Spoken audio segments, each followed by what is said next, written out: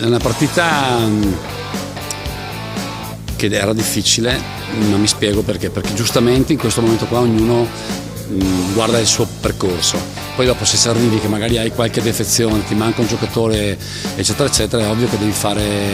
di necessità virtù. Io ho visto Verona combattivo fino alla fine, poi dopo fortunatamente avevamo un roster un pochino più lungo, più profondo, però hanno venduto a cara la pelle. Nei primi 2 quarti sono stati bravi, hanno segnato una percentuale importante, anche se noi abbiamo cercato di tenere lo stesso ritmo, quindi per noi questa è una partita diciamo vinta, ma giocata su questo ritmo qui è stata estremamente diciamo allenante, ma voglio dire competitiva, per cui non voglio guardare il risultato finale, guardo l'impegno che ci ha messo la squadra, ma devo anche sottolineare quanto impegno comunque ci ha messo una squadra che era senza dei giocatori importanti, quindi bisogna ricordarla questa cosa qui. Noi vogliamo continuare a prendere delle conferme, noi vogliamo continuare a prendere da ogni partita degli spunti che ci possano diciamo accompagnare questo finale di campionato. I ragazzi lo sapevano prima di cominciare la partita, questo per noi era importante. Oggi usciamo da questa partita con le cose che ci interessavano, e quindi l'approccio,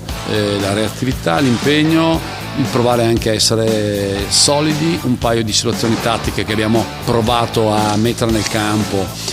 non ci sono riusciti, ma ci daranno modo di poterle sviluppare durante l'allenamento, per cui una buona partita, faccio in bocca al lupo a Verona per il proprio percorso, guardiamo avanti, guardiamo il recupero con Riese e guardiamo i prossimi mesi. L'aspettativa di questa partita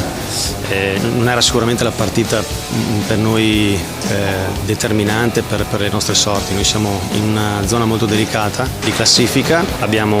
purtroppo ogni giorno che passa abbiamo un infortunio in più e abbiamo rotazioni molto corte, e per questo ci troviamo in una situazione veramente difficile. Oggi la partita tecnicamente non aveva storia, anche fisicamente, perché loro hanno lunghi di ruolo che noi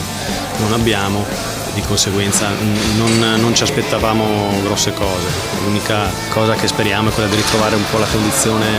fisica, di recuperare gli infortunati per poi arrivare alle partite che conteranno, che per noi sono quella in trasferta a Milano,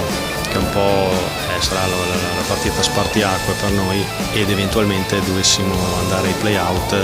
ripeto, trovare la giusta forma tra un mese, insomma, quando conterà.